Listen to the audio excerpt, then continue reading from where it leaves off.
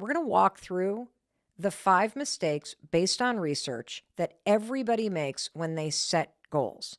And when you make these mistakes in setting and defining your goals, you will not achieve your goals.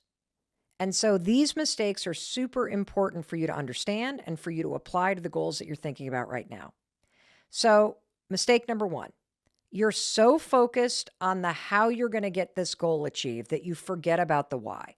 And this is super important. I have a really good example of how I have failed at setting goals and achieving goals in the years past because I felt pressure to do something. My why was not present. And I'm going to use the example, ironically, of drinking, which is one of my goals this year. I want to go for 3 months and not drink. So here's the example where I've failed in the past. In the past, I have had lots of pressure around me at the turn of the year to not drink. There's that thing called dry January, and a lot of people that I love have participated in it, and people around me have been doing it. And I didn't feel called to do it. I just had a huge sense of FOMO that I was going to miss out on something if I didn't jump in with everybody else. And so I felt pressure to jump in and have it be a goal that I would do dry January. And here's what's interesting about when you feel pressured to make a goal. When you feel pressured to do something, there is an inner rebel inside of you that suddenly shows up and pushes back. And sure enough, the last couple years that I've been like, yeah, okay, I'll do dry January with you guys. The second that I committed to it out of pressure, the rebel in me was like, nope. And I lasted 2 or 3 days, and then I started being sneaky and lying about it. And here's the deal. The why wasn't present. This is so important. And this year is different. This year is different because this year, one of my goals is not to participate in dry January, but my goal is to not drink for several months. And there's a reason why. The reason why is I have a lot of things that I want to accomplish. And even just having a beer at night to pull the lever that work is over and you can relax now, it's making me too tired at night and it's impacting my sleep. And here's my why. I want to see what will happen. This is like an experiment. To my focus, to my downtime, to the brain fog, to the symptoms of menopause that I'm experiencing, if I just remove alcohol, not during the week, but I just remove it completely for a couple of months. And so my why is that I want to be present and more focused for the next couple months. And I feel as though if I removed alcohol, it would have a major impact. And there's more I want to get done. And that's why it feels different this time, because I'm not setting this goal because I feel pressured to. I'm setting this goal because I want to. So taking that research in mind and that mistake that everybody makes, what's your why for real? What is the goal that you want to do? Because identifying that is going to make all the difference in the world. Now let's talk about mistake number 2. I see this all the time. In my opinion, this is not based on a study, but in my opinion, this is the mistake that everybody makes the most. You ready for it? You're setting too many goals. Stop doing that. Okay? Stop committing to dry January, Whole30, learning Spanish, changing your job, painting the back bedroom, volunteering twice a week, and being a nicer person all in the same month. Stop, okay? Mistake number 2, taking on too many things based on the research means you get nothing done. That's why we are going to focus on just 1 to 3 goals at a time. That is it, okay? That's it. Don't give me the but I think I could, but what about habits? But. No. 1 to 3 goals. And in fact, I'd be thrilled if you came out of this episode and you just had 1 goal that you had defined and refined based on the research and that you were excited about. Wouldn't that be empowering? Of course it would. So let's move on to mistake number 3. When you define the goal, you're missing the sweet spot based on research. You see, there is this sweet spot with goal setting and goal achievement between it being way too easy and it being way too hard. It's sort of like Goldilocks and the Three Bears, right? One was too little, one's too big, one's just right. There is a just right sweet spot when it comes to goal setting. And most people, in addition to setting too many goals, most people go way too big. Do not make your goal way too big. You see, that's what a dream is. Your dreams are big. Your goals have to be small. Your dreams have no timeline. They're aspirational. Your goals must be specific and they must be on a timeline and they must be definable. They got to be tiny. See, you want something that you know you can achieve. This comes from research at Florida State University, okay? So anything that's too big is a dream. We're talking about goal setting. This also is grounded in research from the famous habit research that BJ Fogg has done at Stanford. You have to have it be something you know you can achieve. But let's go back to the sweet spot. So I know that I could achieve journaling one day. But that's not really a sweet spot, is it? I'm not that inspired doing that one day. The sweet spot means it's achievable, but it still has to be kind of ambitious because remember the definition of a goal? It's got to be something that's going to require you to do something. There's going to be resistance there. And this is really important because you're going to have a greater level of motivation and satisfaction if the goal still has a little bit of ambition to it. And that comes from research at UC Riverside. And there's one more reason why. You can't set a goal that's too big. If you make it too big, it's going to be harder to achieve it. And when you set a goal that's too high and you miss that goal, it hurts your self-esteem and you start to give up on goal setting. That seems kind of obvious. It's research from a university in Germany. And by the way, we will link to all of this in the show notes. So you can dig into this research too. But the bottom line here is it's a mistake to go way too high. It's a mistake to go way too low. You got to hit the sweet spot. So let me go back to the example of my goal to not drink for a couple months. I'm going to refine my goal because a couple months, that's kind of vague, isn't it? Right? Like I don't really have a definition for that. A year, way too big. A year feels like something like a punishment right now for me. I don't want to do that. My husband does not drink at all. He loves not drinking. I don't want to go an entire year. That's not what my goal is right now. My goal is to not drink for several months and learn something about myself. And if I decide to keep going, that's great. I could commit to dry January, but you know what? That feels too little.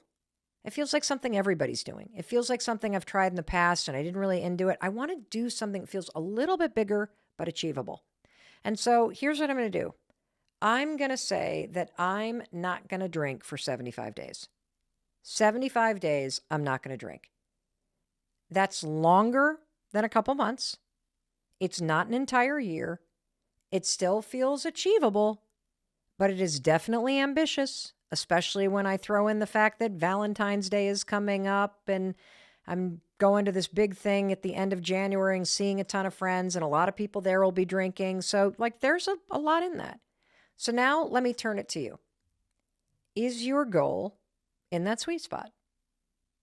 Let's Goldilocks and the Three Bears this thing. Is it too little, too big, or just right? Is it that 75-day thing? All right, now let's go to mistake number 4. The goal's too general. And I will say, I just kind of outed myself saying 2 months not drinking, too general. But my goal to garden more, way too general. It's true. Way too general. Dreams can be general because dreams don't have a timeline. But your goals have to be specific. And there's a particular question that a researcher at Columbia University, Dr. Heidi Halverson, has come up with that you should ask yourself. When will you know if you've succeeded? That's it. When will you know if you've succeeded? And so let's do the gardening example. When will I know if I've succeeded at spending more time in my garden? This is an interesting question because when I ask myself this question about succeeding, I realize that it's not really about spending more time gardening. My goal is more about learning how to grow a specific type of flower called a dahlia. I first discovered them last year. I am in love with dahlias. They are so gorgeous and they're kind of complicated. You got to dig them up where we live and store them inside over the winter. You can grow them. I mean, it's like a whole thing. There's like almost like a cult of people that love dahlias. And so I'm stepping into this. And I realized that my goal is really to grow my first ever dahlias from seed. And I know I will have succeeded when I'm able to cut my first bouquet of dahlias and they're in a vase next to my sink. And finally, mistake number 5. I'm so excited to share this one with you. This was new to me. I discovered this researching this show. Most of this stuff I've known based on some of the books that we've researched and projects that we've done for Audible. But this new one is so cool. Have you ever heard of a high-low range goal? This will blow your mind. This comes from Florida State University. Now, according to a study from Florida State University, it's easier to lose 2 to 4 pounds than 3 pounds. I'm going to say that again. It's easier to lose 2 to 4 pounds than 3 pounds. Isn't that kind of cool? That a high-low range goal is going to make it easier for you to achieve it. So let me put that into application. So for me, you know what that means? I'm going to make it a goal to journal between 5 and 7 days a week.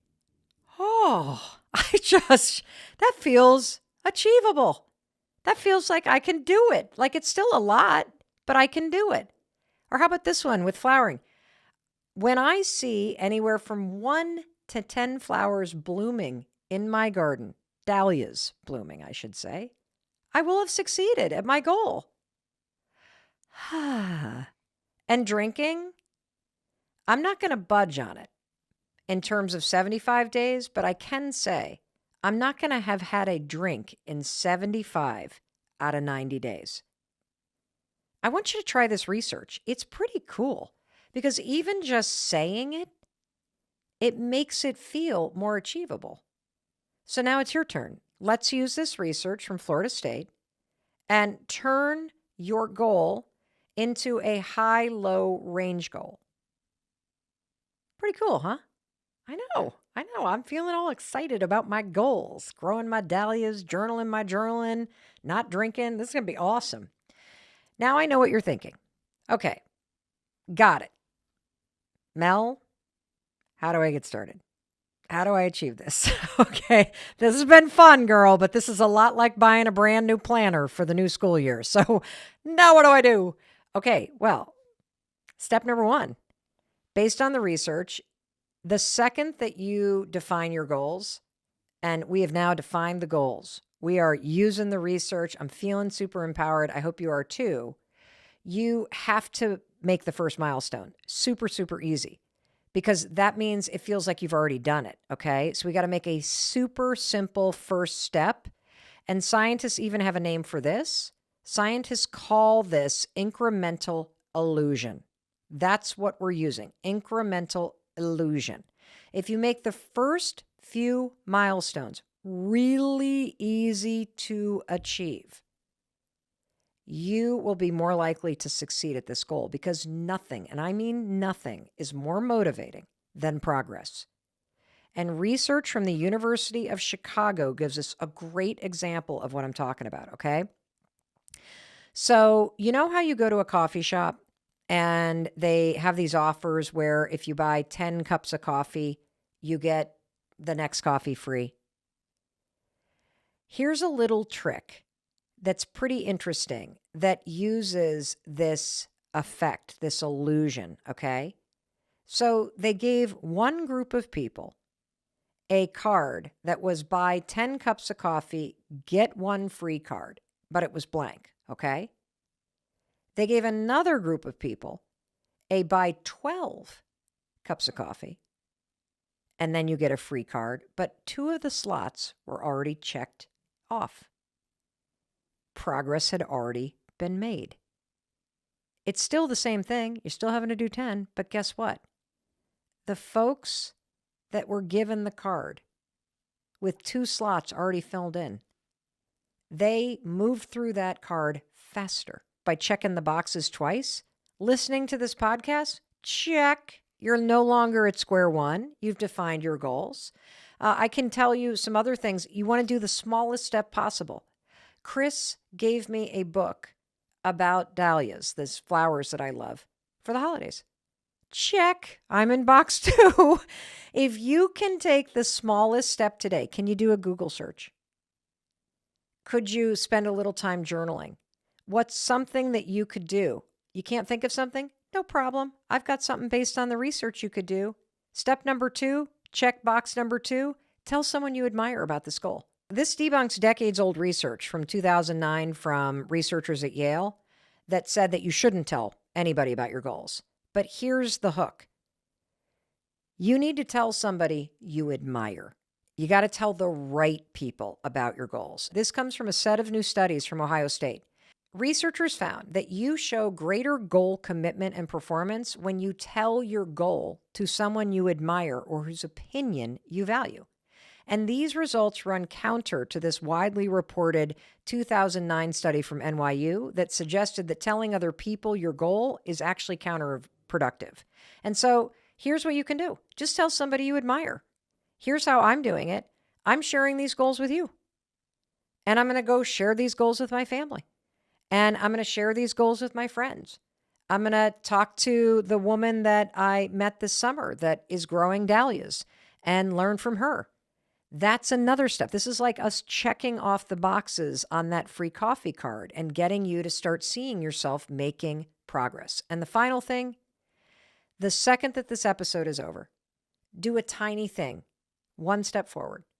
This comes from a recent study at the University of Pennsylvania School of Medicine that showed that starting right away resulted in the most change. Do not wait for Monday. Do not wait for the weekend. Do not wait until later. The most important thing you could do, that little box you're going to check, is when this podcast is over, spend 5 minutes taking a step. Whew. Now I get to talk about the most life-changing part of all of this. You ready? The whole reason why goal setting is important is because it creates meaning and purpose in your life. And that's the most important part. Your goals are not really meant to be achieved. The most important part is that you're pursuing something. That's why goals matter so much.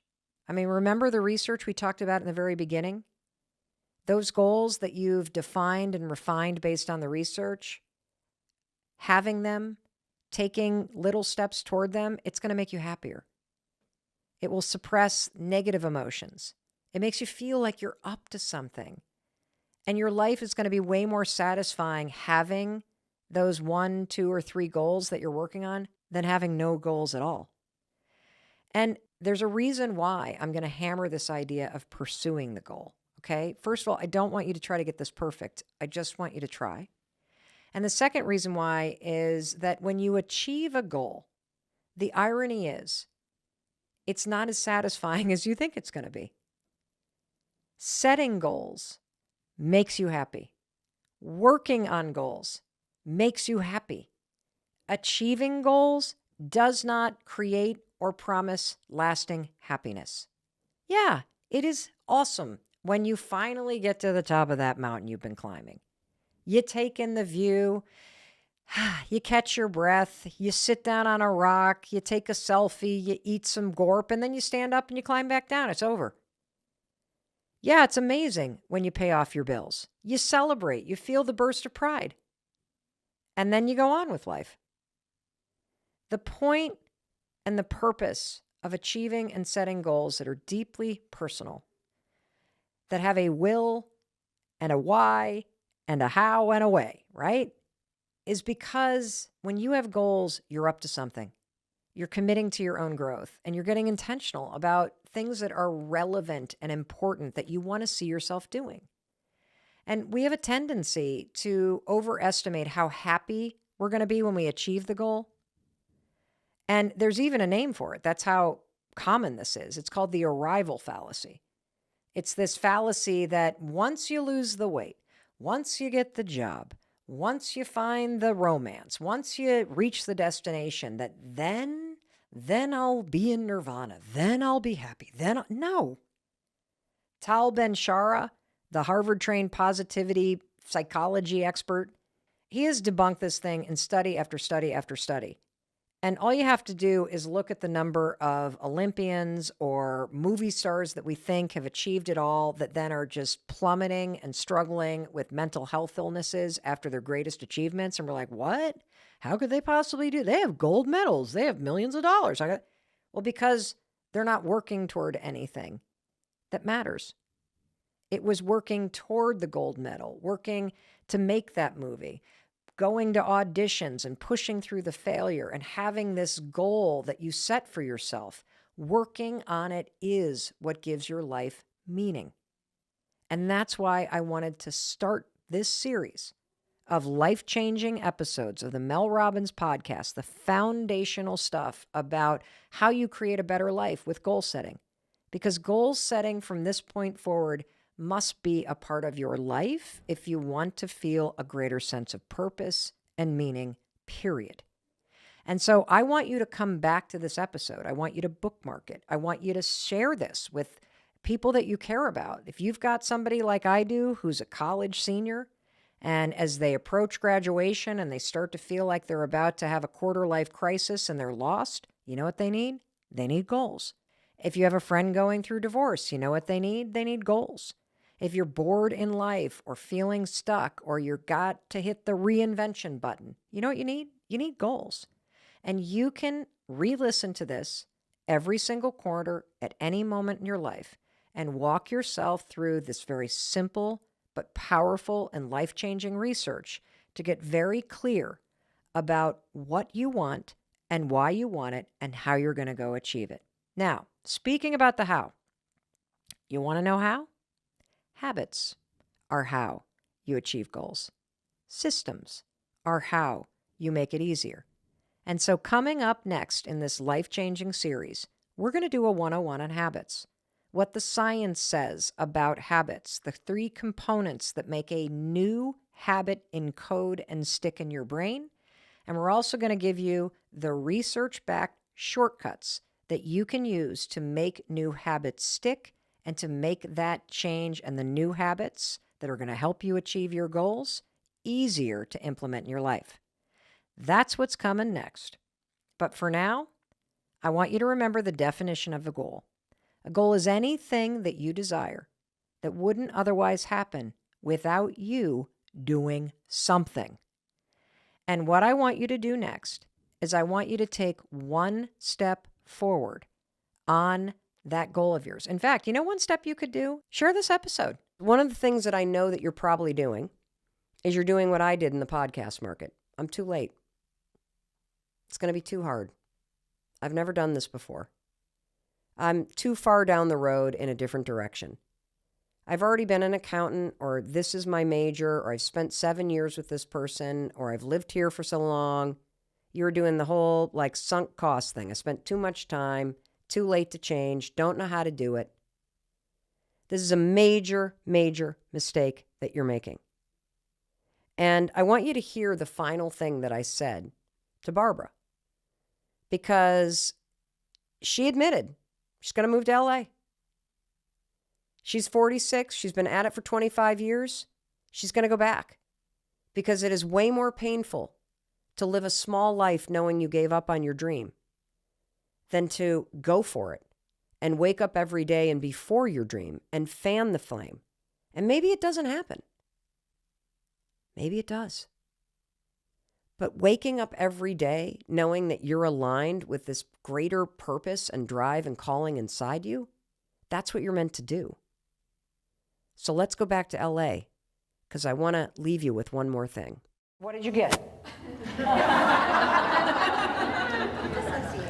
I got that my sister is very kind. No jokes. No jokes. I'm being serious. No, I want you to talk about you. Okay. You have to just go for it and Here's be the messy thing. and not focus so much on what you're afraid of and being comfortable, but just do the thing that scares you, which... It's even bigger than that. Okay. So if you wish to be happier, do you know what life gives you? Things that make you sad. And then you have to figure out how to be sad or happy when things are sad. Right.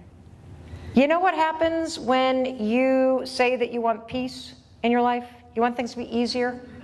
Oh, you know what bubbles to the surface? All the stuff that's broken. And then you have to bring and figure out how to bring peace to this. And so for you, there is something that you needed to do in Florida. Yeah. So you would get serious about doing the work back here. And that there was something in the breakdown and whatever it is that you want to call it that was meant for you because you clearly needed it to come back here and actually do what you're meant to do. And look, it might take 30 years, but it'll be the best damn Netflix special I have ever seen in my entire life. One of the things that I'll never forget is that when I started arguing for her dreams, that's when she got really emotional. You probably heard her choking up when I said, you're moving back and you're going for it, and it's going to be the next best damn Netflix special you've ever had. It may take 30 years. And that's what's available to you too. Because the bottom line is, don't you dare listen to this and spend your time writing to me or DMing me about your excuses, about how old you are or how late you are or how much you've screwed up your life. Do you understand you are listening to a 54-year-old woman who had been thinking about launching a podcast since 2011? And I'm just 4 weeks into this. If I can reinvent my life and clear out the bullshit that I am doing to argue against my dreams, if I can get in touch with what is truly calling me and claim it and be honest and turn toward it and figure out how to make it a reality, so can you. And the fact is, absolutely everything that has sucked about your life or where you are right now, you needed, because you needed to experience unhappiness to realize, I want to be happy. You needed to feel small to realize that's not what's meant for you. You know, I thought that I was going to be a daytime talk show host. I thought that was my big dream. I would follow the giants like Ellen and Oprah and all these incredible people. And you know what happened? I did that job at CBS Broadcast Center with Sony Pictures for a year, and then I got fired from that job when COVID hit. Literally. And I was lost. And you know what I learned from that experience? I learned that that's not what I wanted to do. I didn't actually like it at all. I loved the people. I loved the machine. I did not like the product at all. There was something that was off. Every single thing that is happening to you is happening for those dreams of yours. And see, maybe you needed the breakdown that you're in order to realize you deserve to be happy. Maybe you needed that job you didn't like to realize you better get serious about creating what you want. Maybe you needed to apply to law school and get there and go, not for me, to realize something else was meant for you and you should stop denying the fact that you wanted to go into a creative field. So do not let the fact that you have spent a certain amount of time, or you're a certain age, or you're too early, or you're too late, or all of that crap to invalidate the truth. The truth is, you're right on time. If you're having the wake-up call that I intend for you to have, as you listen to this, as you're realizing that your dreams are as alive as they have ever been, if you are starting to go, oh my God, I've been against myself, I'm going to be for myself. If you're starting to say, wow, I really have put the lid on. I really have stopped allowing myself or giving myself permission to have something incredible happen in my life. If you're having the wake-up call that I intended, good. Now let me tell you something else. There is no deadline on your dreams, and there is no age at which you're supposed to do this. You can start a business at 18. You can quit the job you had out of college at 24. You can go back to technical school after getting a master's at 31.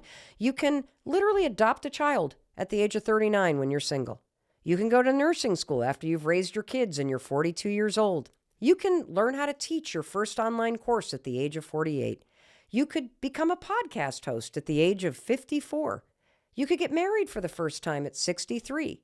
You could skydive at 71. You could run your first marathon at 82. Your dreams do not disappear. There is no age at when you can't do something or when you're too early. It's complete bullshit. Your dreams are something you were born with. They are your responsibility, and they are also the life force inside of you. So stop running away from them and turn toward them. Run toward your dreams. Stop arguing against them and be the loudest voice for them. And for crying out loud, stop extinguishing that flame that's burning inside you. Enough with the excuses. Enough with the jokes and the downplaying. Enough with this fear. Your job is to turn toward that flame. Turn toward that flame and freaking fan it. Fan it with all your might. That flame inside you is supposed to burn bright. And the only way that that's going to happen is when you are honest with yourself about that thing you've been denying, about that calling that you feel, about the fact that you're meant for more than where you're at right now, that you deserve to be happy, that those dreams are real, and you have within you the ability to chip away at them, and that when you wake up every single day and you write down those 5 dreams, and you see and you hear and you feel the fact that your life has clues, your life is trying to help you. Your life is trying to help you become who you're destined to become. So I have something pretty amazing that I want to give you today. It's exactly what you need to hear. It is not just a pep talk. It is the kind of message that a really dear friend who's fed up with you delivers straight between the eyes. What am I talking about? I'm talking about your dreams. You're the kind of person, just like me, that every single year you write down the things that you want in your life. And I would imagine that as each year rolls on and the new list gets written, you move the thing that you didn't work on this year to the list that you do for the next year. And on and on and on. I mean, how many years have you been thinking about writing a book? Or changing your job? Or changing where you live? Or healing some aspect of your past, or finding love, or learning how to love yourself, or starting that business. These things that you hold in your heart, they are meant to be out in the world. And today I'm on a mission to get you to stop waiting. Stop waiting for the perfect time. Stop waiting to feel ready. Stop waiting for the money. Stop waiting for permission. Stop waiting to feel like somebody's going to care about this. The only person that needs to care enough is you. Because today is the day that you're going to pick up the pen, you're going to start the research, you're going to commit to taking action. Why? Because that's what you're meant to do with your life. You're meant to create a bigger vision for yourself. And the reason why I wanted to talk to you about this today is because I know you need to hear it. See, a couple weeks ago, we did an episode on imposter syndrome. Imposter syndrome is just self-doubt. It's just when you intellectualize your self-doubt and you talk yourself out of doing what you want to do. you tell yourself, oh my God, I want to be a singer. Or I want to be a writer. I want to travel more. I want to do this. I want to do that. I want to do the other thing. And then you tell yourself that you're not ready, that you're not worthy, that it's not going to happen to you. That episode was called The 4 Words That Silence Self-Doubt. So the day we released that episode, 2 really interesting things happened. And it made me realize I need to talk to you. I need to talk to you about how you're holding yourself back from pursuing the goals that you want to pursue in your life. And so here's what made me realize we got to talk about this. First of all, on the morning that the episode aired, number 1, I woke up and there was already a voice memo from a friend of mine.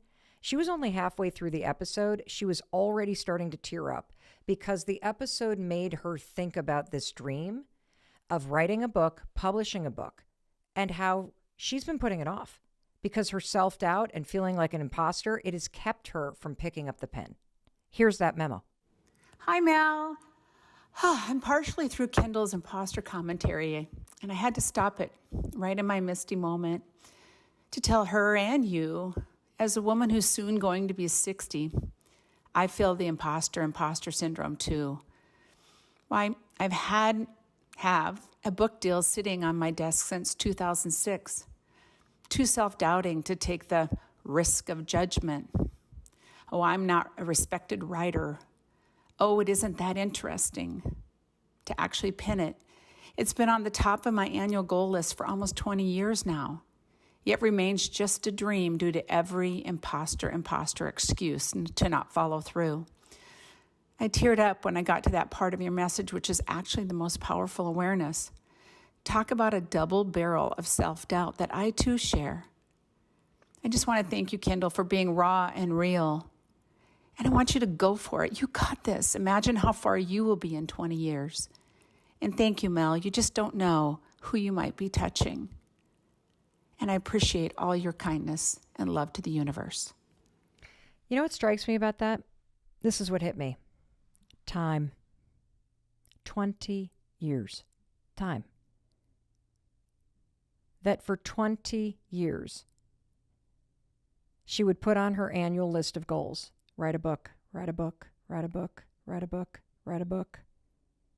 I bet you make a list of dreams and goals, don't you? I do. Every single year. I write them all down. And when the next year rolls around, there's usually 1 or 2 that I move from one page to the other page. For me, it was always start a podcast, start a podcast, start a podcast. And so much fucking time went by where I carried this dream from one page to the next. Why did you waste so many years thinking about this podcast and doing nothing about it? Well, I'm sure for the same reasons that you're wasting time. To begin with, I didn't know how to do it. Plus, I had so much going on, from the little things like I got to get dinner on the table. Somebody else has already done it. I got college tours this weekend. What if I do it and it's a disaster? Like, it's embarrassing how bad it does. By the way, who am I to compete with the people that are already doing it, that have already said everything, like Joe Rogan and Alex Cooper and NPR and everybody else? And by the way, all the good ideas, they're already out there. There's no room for me. And I don't even know how to get started into this. I mean, the excuses are endless, but time isn't. Just think about that. Your excuses are endless, but time isn't. Think about all the time that passed. Not only was this something that my friend had written on her annual goal list, she actually wrote a book proposal and she got an offer and it was sitting on her desk since 2006.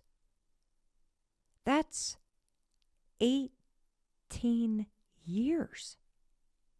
What a shame. You know, when you hear somebody's got a goal and they've just kind of like been pushing it off for a week or 2 or a month, you're like, oh, come on, get over yourself. Come on, get your ass working on it. Let's go. But when you think about how much time you've wasted, that's a lot. And look, I don't want to scare you, but I kind of want to take my hands right now and put them on your cheeks or your shoulders and shake you because I want to wake you up. And I need you to realize that your life, it's a melting ice cube. And I think we all believe that we have time, that at some point it'll be the right time, that someday you'll feel ready, that someday it'll be perfect, that someday you'll be a legitimate writer, that someday you'll have something to say. And I'm here to tell you right now that today is that someday. You will waste your whole life and you will watch that ice cube melt. You will watch time tick by, waiting for someday to come. And you are listening to this right now because you needed to hear this. You have on that secret list that you either have on a piece of paper or you have tucked into your heart a dream, a goal, something that you want to change that you are too fucking scared to get started on. And today that ends. Today you're going to stop waiting. You're going to stop wishing. You're going to stop waiting for the right time, waiting for this to happen, waiting for the other thing to happen, waiting for you to feel ready, waiting for this, waiting for that. That ice cube is going to be a puddle that will evaporate if you keep doing that. And I am not going to let 20 years go by. No way. Not in your life, not in my life, not in my friend's life. Today, we make a commitment to ourselves that we are going to get started. And I know you need to hear this from me today because the second thing that happened after we released that episode is that within 24 hours of it going live, Kathy was only the first person to reach out to me.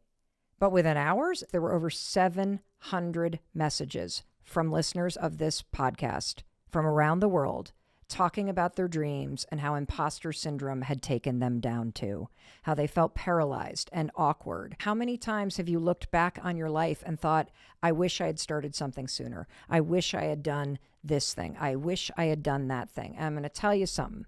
The biggest regret that you will ever have in your entire life is that you didn't push through the fear. You didn't push through the bullshit imposter syndrome. You didn't push through the self-doubt and get started on the dreams that you have, on the life you want to create. And so today, this conversation is dedicated to your dreams.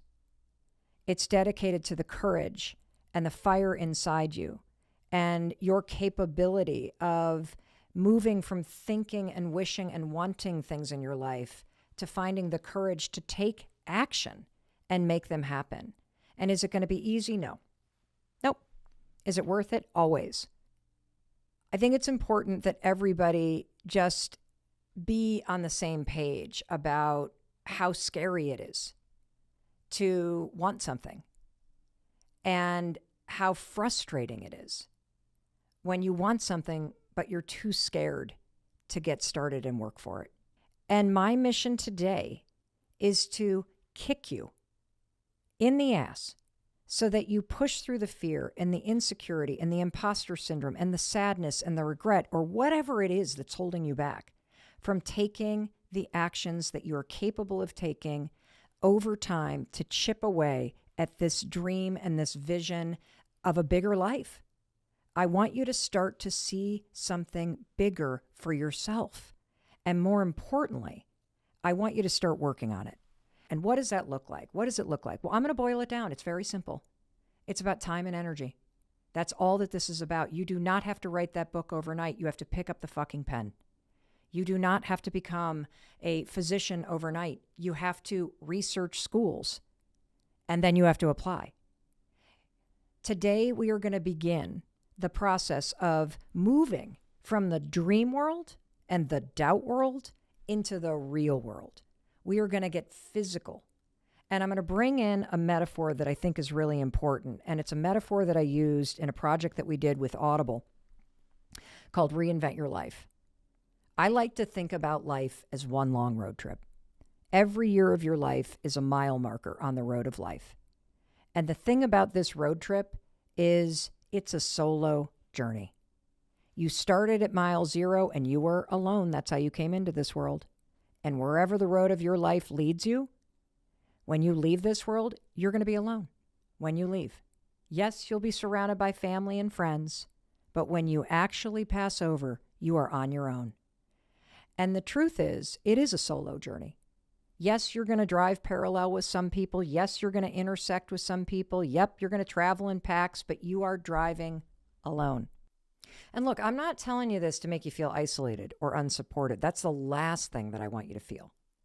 The reason why I'm telling you this is because I want you to understand the power that you have to make these dreams part of your day-to-day life as you pursue them.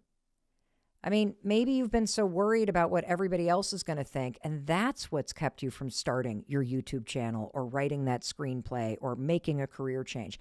I'm here to tell you, no one gives a shit about what you do. You want to know why? Because everybody else is driving their own car on their own solo journey, and they're busy trying to figure out their own life.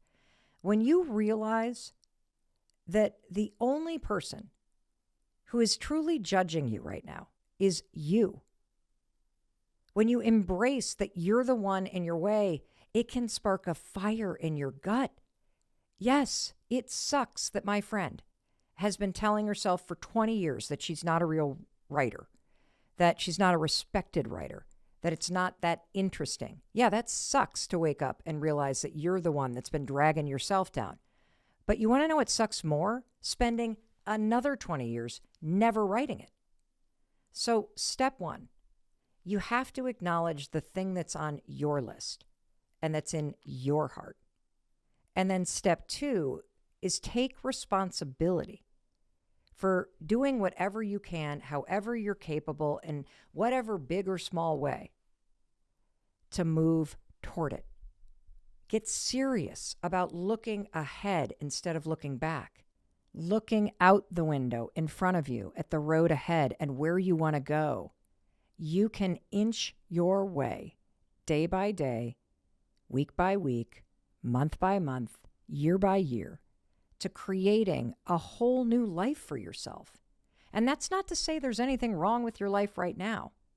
It's to say that there are directions that you want to head in that you deserve to start paying attention to. And I'm going to come back to how you do it. It's time and it's energy.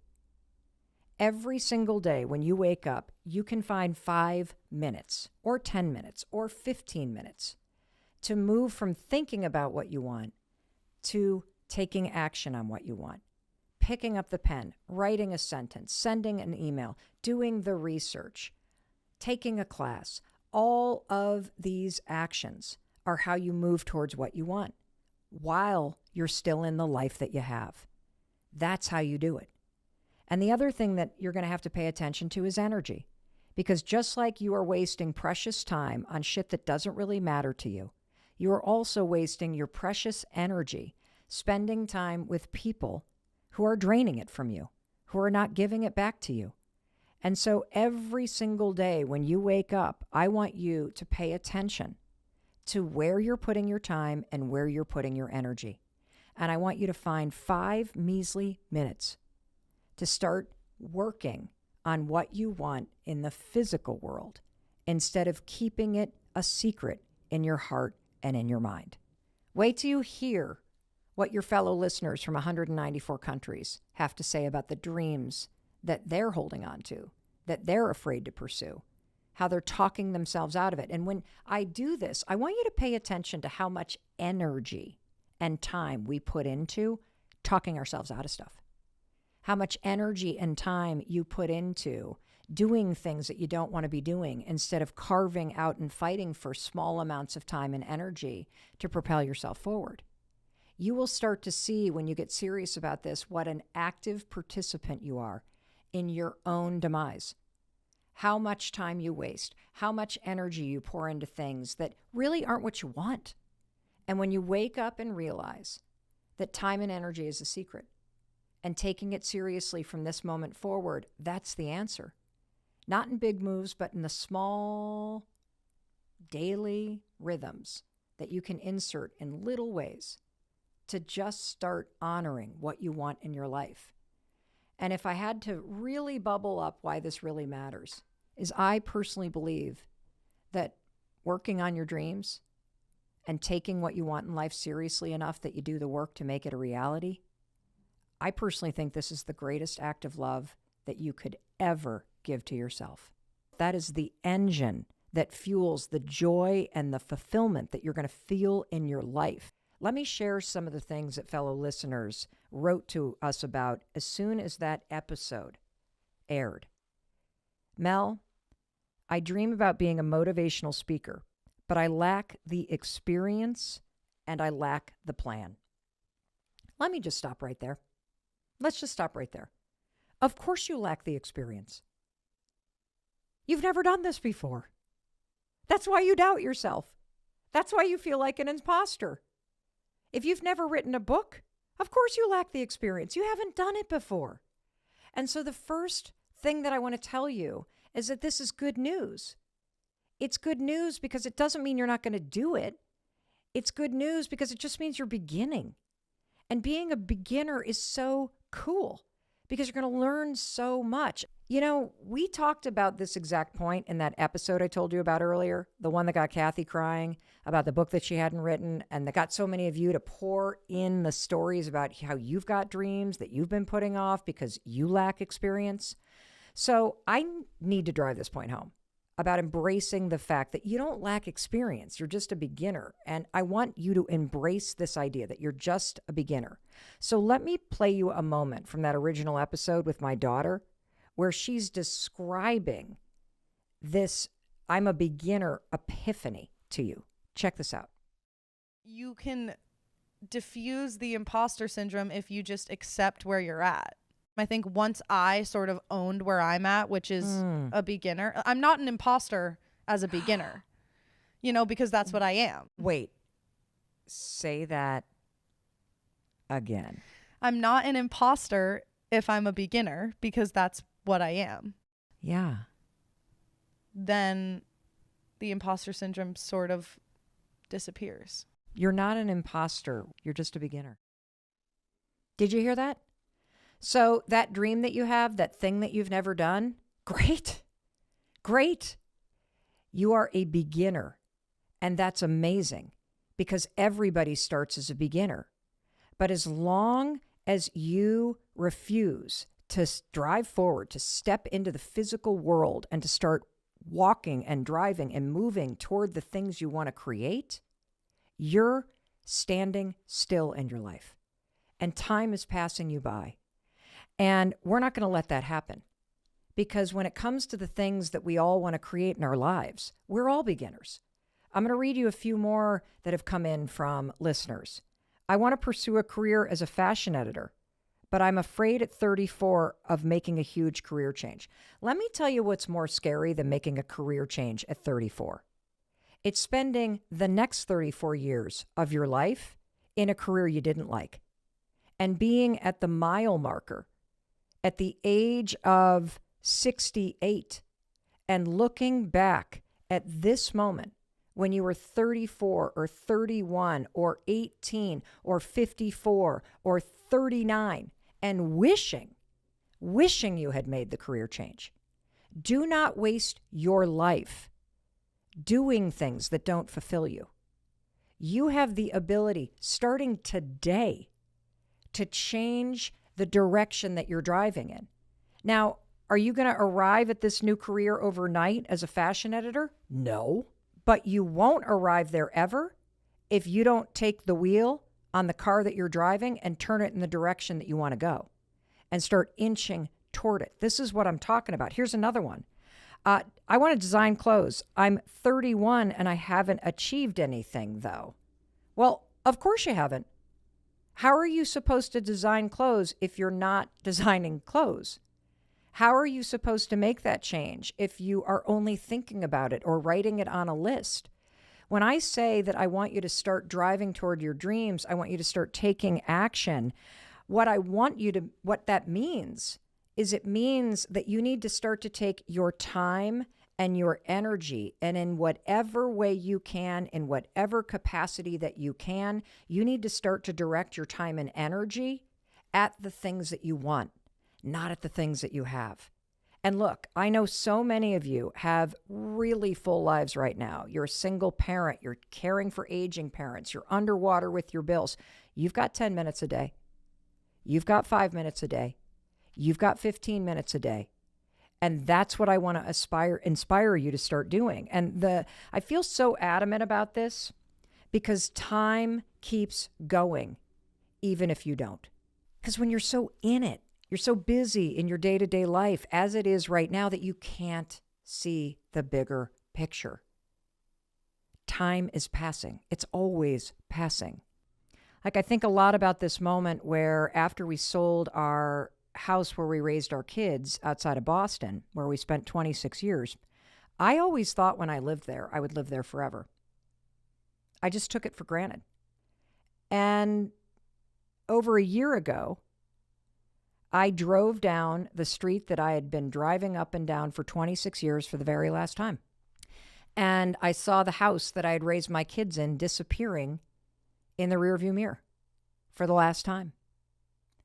And I say that because eventually you're going to look back on this moment too. And you're going to think, my God, I wish I had begun back then. I wish I had started. I wish I had said, fuck it. I know it's not going to happen overnight, but I'm not going to let my entire life go by just thinking about this thing that I want to create. I'm going to try. I'm going to step out of the thinking and I'm going to step into the doing, because it's never going to feel like the right time. It's never going to feel perfect. You're not going to feel worthy until you actually start taking the actions. And so, again, I want you to stop waiting to create what you want in your life. If you want to make art, make art. If you want to write, write. If you want to travel, you got to figure out how you can travel. You are missing out on everything because you're waiting for someday. You're waiting for someday to feel ready, someday for it to be perfect, someday. Well, I'll tell you what, today is that someday. And my mission today is to light a fire under your ass and have it burn so bright that that fire inside you becomes the engine that drives you. So here's what we're going to do. You and me, we're bringing the fun. And rule number 1, stop focusing on all the logistics. Focus on the laughter. I'm not kidding about this. I want you to weave laughter into the logistics. If you did the work ahead of time to plan for fun and to make sure it's fun, it will be fun. And, you know, when I say don't just focus on the logistics, also focus on the laughter, I want to tell you a quick story. So we're hosting Thanksgiving this year, and my husband, thank God, is handling the logistics. And so he put together an email and he, assigned all the things out that everybody was doing. And yeah, bring the dogs and, bring a bathing suit and ba-ba-da-ba-da-ba-da-ba. And everybody replies back, excited to see you. And we're so excited to get together. And so now as the emails are starting to fly, I'm starting to feel excited. But everybody's just kind of commenting on the logistics. We'll be there Thursday. We'll be there Wednesday night. We're going to bring the dog. Blah, blah, blah. And all of a sudden, out of nowhere, our son Oakley replies. And he replies in all caps, "People, we are going to destroy this feast!" Exclamation point. And I just laughed out loud. That could be you. Why not reply to the family logistics text chain with a hilarious GIF of somebody dancing with a turkey? Why not put in a hilarious photo of somebody in the family? Why not bring the fun? So don't just focus on the logistics. Make sure you focus on the laughter too. Now, let's talk about step 2. How do you stop falling into the, fun will just happen spontaneity category, and you fall into the, I'm going to make this fun thing happen category? Well, let's look at the research. People who are happy do things that make them happy. That's one of those studies where I'm like, yeah, duh. But then you're like, oh, no wonder I'm not happy. I'm not doing anything or prioritizing happiness. They work at things that make them happy. And it makes sense because when you try things that make you happier, you're a happier person. Well, guess what? The exact same research relates to fun. It's seriously so obvious, it's kind of stupid, but let's have some fun with it, right? Let's not be embarrassed. Your life becomes fun when you plan things that are fun to you. Or even when normal things, you just bring a fun attitude like our son did to the email chain. All caps, exclamation, let's go, people. And on that note, I want to share a story with you about the power of bringing the fun, okay? Don't wait for somebody else to do it. Thankfully, we have somebody in our family who's incredible at this. Our oldest daughter, Sawyer, who's 23 years old, this woman always brings the fun. I mean, she is always doing something really fun with her friends. I can give you a few examples. There was one year where she and her friends were out in Breckenridge, Colorado, and I was looking at the photos online, and they were out at bars in these colonial costumes, literally, like think Holly Hobby, bonnets, prairie dress, apron. They had gone on a bar crawl in costume, like looking like women from a colonial era, like Little House on the Prairie. It was such a riot that people all over Breckenridge were stopping them. They were featured on the Breckenridge Facebook page. People were taking photos with them. I mean, talk about bringing the fun. That's hilarious. I mean, I'd never think to order costumes and go on a themed bar crawl. Who does that? Well, apparently people who have fun do that. Another thing that she did recently is we had all of her college friends from Boston College up with their moms for a big mother-daughter weekend. And when we found out that one of the moms, who was a widow, had just gotten engaged to her boyfriend, Sawyer turned to me and said, let's throw a wedding. I'm like, throw a wedding? She's like, yeah, we're going to throw a wedding. And sure enough, impromptu, they made a sash for the mom. We made a veil out of a paper towel, like a long thing of paper towel, and flowers out of like foil. And then we blew bubbles, and we had her daughter, who was wearing this huge foam hat, walk her down the aisle in our living room. And then Sawyer it was hilarious. Absolutely hilarious. Why? She brought the fun. When she heard something, she leaned into it, and we just improv. It was just amazing. And she also did this repeatedly during quarantine. So quarantine was actually a really awesome time for our family once we got over the grieving and we settled into the routine of being together, because our kids brought the fun. Sawyer went through and made an entire chart for the month of March, and she came up with theme nights every other night. There was a family Olympics night. There was a bake-off where we divided up into teams, and we had to bake desserts, and we also had to dress up as chefs. I mean, it was super fun. But the most fun night was a night that I had never heard of. This is a theme you should steal. I love this. It's an anything but clothes dinner. And what does that mean? I didn't know either. It means you have dinner with your family wearing anything but clothes. You're not supposed to go nude. You are supposed to wear something other than clothes. So Sawyer, for example, took 2 huge king-size pillows and duct taped them all around her. So she put one in the front, one in the back, and then duct taped it. So that was her clothes, or her outfit. I can't remember what Oakley wore, and I can't remember what Kendall wore, oddly enough. But I took a champagne bottle box, and I put it across my chest. And the way that I fastened it to me is I poked holes in the top of it, and then I put a ribbon around it and hung it like a necklace, and then put duct tape on the side so it stayed in place. And then I made a pair of pants out of brown grocery store garbage bags, like 1 bag per leg, and then taped the front together. Now, Chris's outfit was something. Chris took a rubber pot lid. So, you know how you have like a metal pot lid? Well, somebody gave us once these like kind of rubber lids that you can put on top of dishes like in the summer so that flies can't get them, and it had like a little knob on it. He hung this thing across the front of him in front of his private parts. And that's all he wore, except for a pair of clogs and socks. I mean, when he came down the stairs, I almost had a heart attack. He had basically a pot lid across the front of him with a ribbon around his waist and clogs on. I'll tell you, we have laughed about that moment forever. And every time, we get into a fight, Chris threatens to wear that to the rehearsal dinner for one of our kids' weddings. What you're going to learn is that it's not that hard. It only takes one additional person to cause a major shift with you and have the fun be what everybody remembers. That's what we're going to do this holiday season. In fact, this is called the first follower theory. when you're the one person doing something out of the ordinary, people think you're crazy. Like, think about if you were to go in at the holidays and you're wearing some silly outfit. One of my favorite things to do is to buy themed blazers. You can get them really cheap on Amazon that are just ridiculous. Whether they have turkeys all over them or they have, like, holiday decorations or they blink or whatever. Hilarious. If you're the only one wearing one, you might feel like an idiot.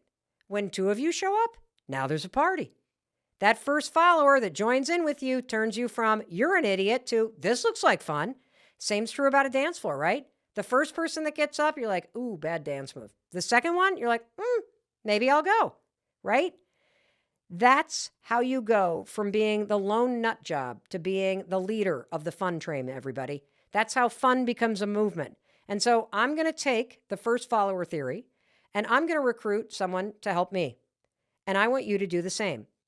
I am going to get our daughter Sawyer on the line because she is the CFO, the Chief Fun Officer of the Robbins family. And so as I get Sawyer on the line, I want you to think of your Chief Fun Officer, the person you're going to drag in to help you. Because if you both are like, come on, guys, everyone will be like, all right. And the fun bus will run the resignation and the cynicism right on over and make sure that fun bus has a damn good music dance party mix too, because that'll also bring the energy up.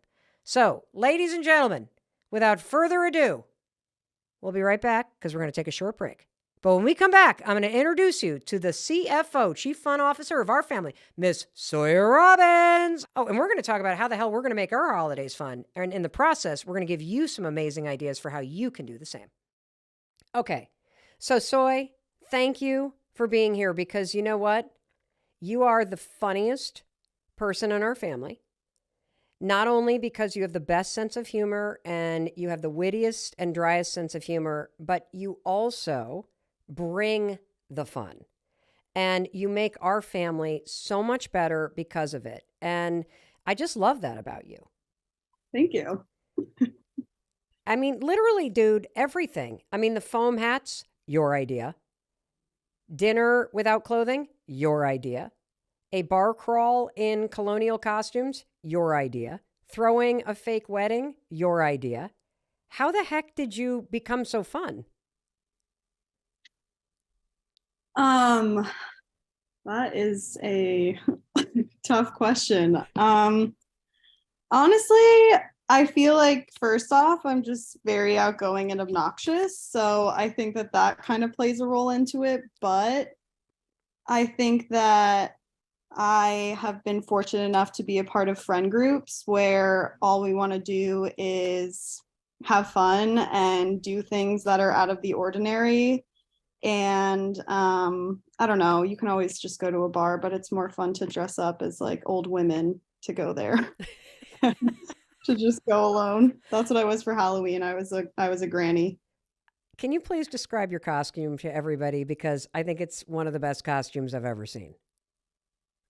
I wore a wig and I got glasses and pearls and I got a cane and I was wearing like a sweater. I don't know. And I looked on probably 15 YouTube tutorials of how to make your makeup look like old women. And so I had like wrinkles all over me and a big mole.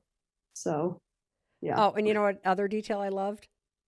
What? You had on like New Balance geriatric sneakers and you had a COVID mask hanging from one of those eyeglass things. I mean, the attention to detail. And that's why I wanted to talk to you, because this is the first year that our family is hosting Thanksgiving at Ground Zero for Thanksgiving, which is the Southern Vermont House. Mm-hmm. And I feel like there are traditions that used to go with the Southern Vermont House when your grandparents owned the house. And now that we are the owners of the house, and this is the first Thanksgiving that we're inviting the extended family to come, that we should probably get really intentional about mixing up the traditions and inserting a lot more fun. Mm-hmm. That sounds great, honestly. Why? Do you think that that holidays are normally not that fun?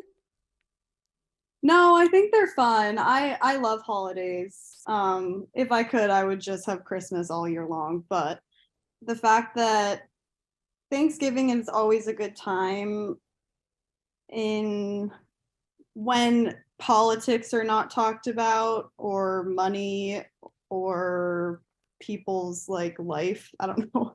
I feel like all we talk about is the boring stuff and what everyone does for work. And then Uncle Tom does his accents and everyone laughs and we have the exact same memories told over and over again. And then we go to bed. So I don't know. I'm down for some more fun this year for sure. I agree. So, can you give me some ideas? Because you're a way more creative thinker than I am. And I remember when we were quarantining, you came up with a chart of themed evenings that we were going to do as a family in order to mix up the doldrum and to create things to look forward to. I want to start with a particular post that you put on social media that went crazy viral, and it really struck a nerve for me. And you posted this thing where you said, at 32 years old, I realized I was a child in an adult body. And this just hit deep for so many people. What did you mean? What I thank you for calling out that post. I think, you know, for a lot of us that can be really challenging to hear that about ourselves. And for me, if I'm speaking honestly, it was very challenging to come to that awareness. And what I met was mainly around my emotions and the way that I hadn't learned, of course, in early childhood to tolerate, to navigate, to be able to process my emotions. And in many ways, and I use this language, I think this is the part that becomes difficult, is in a lot of ways, I was very emotionally immature in the way that I handled the frustrations, the difficulties, and the stresses of life. Because the reality for me, as I think is the case, which is I think why it resonates force with so many of us, is that so few of us, for many different reasons, which I'm sure we'll dive into many of which today, we didn't have those safe environments. We didn't have those emotionally attuned caregivers who themselves learned how to navigate their own emotions. So, I mean, needless to say, parenting is a large task in and of itself. And, you know, when we don't have that safety and when we don't have someone modeling, mirroring, attuning to us emotionally, what we do then appear is like a child in an adult body.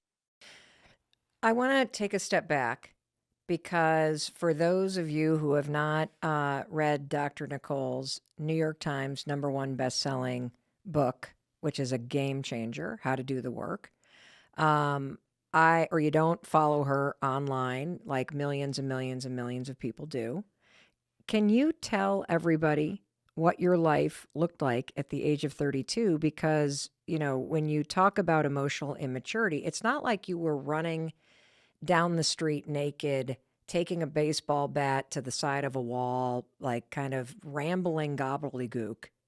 You were high functioning and successful. So we just give everybody like, what does life for Dr. Nicole at 32 look like when you have this realization that, holy shit, I can't process my emotions maturely? Yeah, and I'll be the first to say I wasn't able to even admit that or even have that language for what was going on at the time. What I did know was that I had finally arrived, or so I thought, to the end of all of this, you know, achievement-based to-do list. To speak to your point, I wasn't, you know, kind of dysfunctional in the very traditional sense. I had, in a lot of ways, I had the successful, you know, life, or at least appearance of life around me. I was in a partnership, a committed partnership. I had a successful practice after achieving my PhD. I was surrounded by, you know, a network of supportive individuals. I was living in the city that I chose to live in. Everything seemingly on the outside, right, was reflecting this idea that I should feel good, or at least better than I was. So I think as a lot of us do, my first feeling was a really low disempowered, lack of fulfillment, and shame. Because again, as I looked around, I kept almost telling myself, well, what is wrong with you, Nicole? Why aren't you, feeling good about yourself? Why aren't you feeling fulfilled? Why aren't you feeling even connected to this life that you created? So not having the awareness of why I was struggling right alongside with, at that point, the clients that I had been working with week after week, month after month, I wondering, feeling as a disempowered then clinician in the room, what is wrong? Why are so many of us stuck? Those of us who even have access to supportive individuals like myself in a therapeutic environment, why is the report I'm getting week after week, not that I'm getting better, but that I'm getting more and more frustrated, more and more shameful, more and more stuck in these patterns? And for me, it really began with exploring, what is keeping so many of us stuck. And for me, I landed on the answer being all of the conditioning, oftentimes very stress-based, very trauma-based conditioning that, was emblematic of the childhoods that most of us have grown up in, that were creating habits and patterns that no matter how much insight, how much awareness that we had, were keeping us disconnected from ourselves, from our life, and from our relationships. So, as you are talking and somebody's listening intently, going, wait a minute, is there a different way to experience life? Because adulthood, it's so familiar sounding that you check all the boxes. Ivy League degree, you're practicing psychologist, you are successful on the outside, you're surrounded by all these people, and you're having this internal crisis and disconnect where you're going, why am I not happy? What is wrong with me? What more could there be? How can I not figure this out? I am sure most everybody listening can relate to this. And so we're going to get into what you did. But if somebody is going, that's me right now. What is something, Dr. Nicole, that you want to tell them right now about what this means if you're experiencing this disconnection from what your life is like today and what you're feeling inside? I speaking from the perspective of having been that person. I mean, as I, was entering my 30s, I convinced myself because I too saw similar, complaints. I heard similar complaints, and I almost gaslit myself in a lot of ways with this idea, like you're sharing, Mel, of this must be just what adulthood is. This might just be the circumstances of the, environments, very unnatural. I was living in a city myself that many of us are living. And it took me, becoming conscious again of the very real impact of these habits and patterns to create just that little bit of space. So what I want to offer to anyone who's resonating and has that embedded belief that this is just what life is about, or maybe, a more problematic belief, I think, for ourselves is maybe this is just what my life is meant to be about. Maybe there's something inherently wrong with me, that is translating to this lack of fulfillment, this overwhelming stress, or whatever it might be for you. And so very much speaking from that person as well, I thought that something was just, off about me. I want to share, the hope of creating that space of really, and you'll often hear me break down, as far as I see the process of creating change, into two major steps. And the first step I will always note is becoming conscious. And when we become conscious of how habitual, how patterned we are as individuals, then some of us can gift us with that little bit of space that then allows us to take that next step, which is beginning to make new choices outside of those old ingrained habits, to then be able to experience ourselves differently. And I'm really being intentional with that because, again, I think the best shifting of beliefs is when we ourselves begin to create change, begin to experience life differently. Many of us, I'm sure, have listened to motivational speakers who have said, oh, you can do this, come on this side of life, of change. And it really isn't. And again, speaking from my own experience of this, we don't believe it until we do it. But when we do become conscious, or as we begin to become conscious, we can gift ourselves with that space. Of course, does not happen overnight, but over time, we can begin to then make new choices, relieving ourselves of that shame, that belief that this is just what life is all about, and or this is what my life is all about.